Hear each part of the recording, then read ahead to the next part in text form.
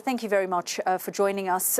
Quite an escalation, although it does, based on the sources I've been speaking to, this was coordinated. It is a staged attack, very similar to the aftermath of the killing of the Iranian commander Qasem Soleimani, where Iran felt compelled to do something, and perhaps this might settle the account between the United States and Iran.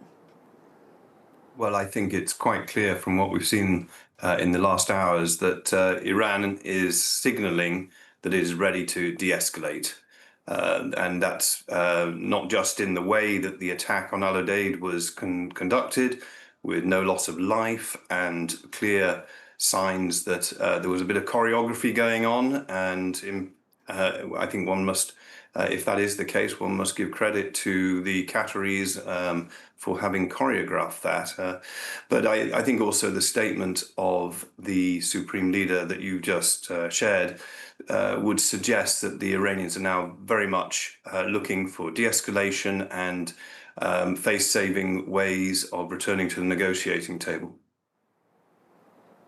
Yeah, but I guess the question is whether the continued airstrikes that Israel has been launching and the operations that Israel has been conducting on Iran does actually allow this situation to de-escalate, because every single day Israel is launching strikes on different military facilities in Iran. And of course, in response, Iran is launching ballistic missiles in the early hours of the morning, in the late afternoon, in the late evening on Israel.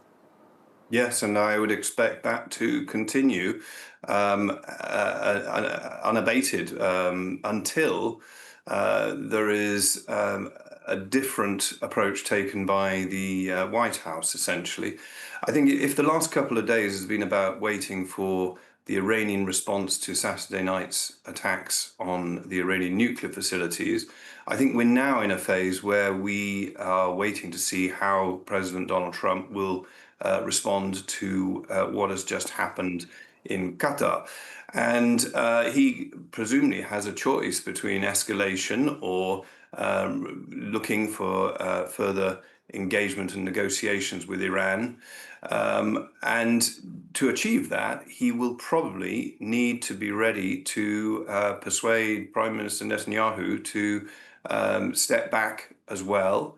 And maybe we've seen some signaling from Tel Aviv in that sense, if they're saying they're coming to the close of their operations within days or a week. Maybe they're preparing the ground for that kind of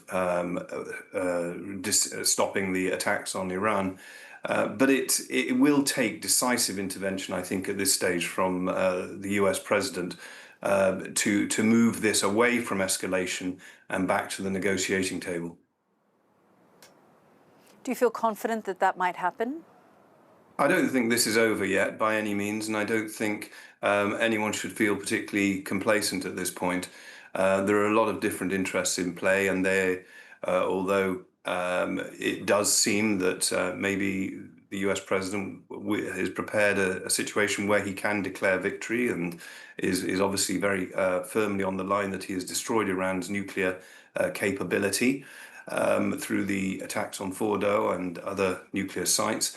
I think, as you and your correspondents have pointed out, the IAEA and others in the US system have made clear that it's going to take some time before we're clear about whether Iran's nuclear capability is indeed completely destroyed, and with some suggestion from the IAEA themselves that a significant amount of enriched uranium at 60% level or above is unaccounted for.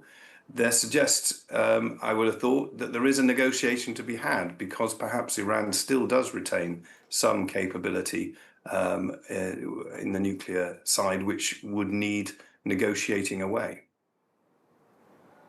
Ambassador, I just want to get your perspective on the Iranian mindset right now, because, of course, you were ambassador from 2016 to 2018. The Iranians are now saying that Parliament is looking to approve a bill to, have them not comply with the IAEA.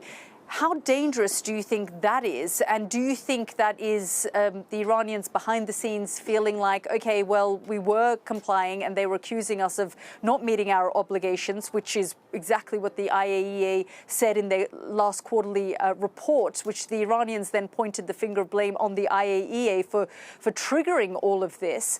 But do you think that the mindset might be that, well, when we cooperated and tried to do a nuclear deal, we didn't get what we wanted, and perhaps we should just go ahead and try and weaponize our program?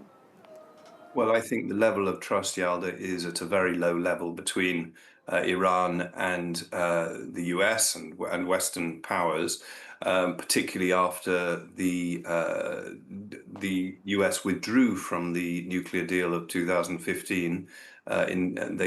Donald Trump withdrew when he was president the first time round in 2018, and of course that led to significant non-compliance with the IAEA, a stop to inspections and verification, which had been put in place during the time when the nuclear deal was actually applying in 2016 and 17.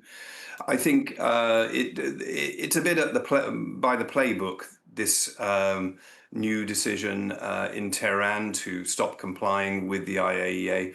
They haven't been particularly good at complying with the IAEA in recent years anyway. So I think this shouldn't be taken as a majorly significant decision, and it could easily be reversed, of course, if negotiations came back into play.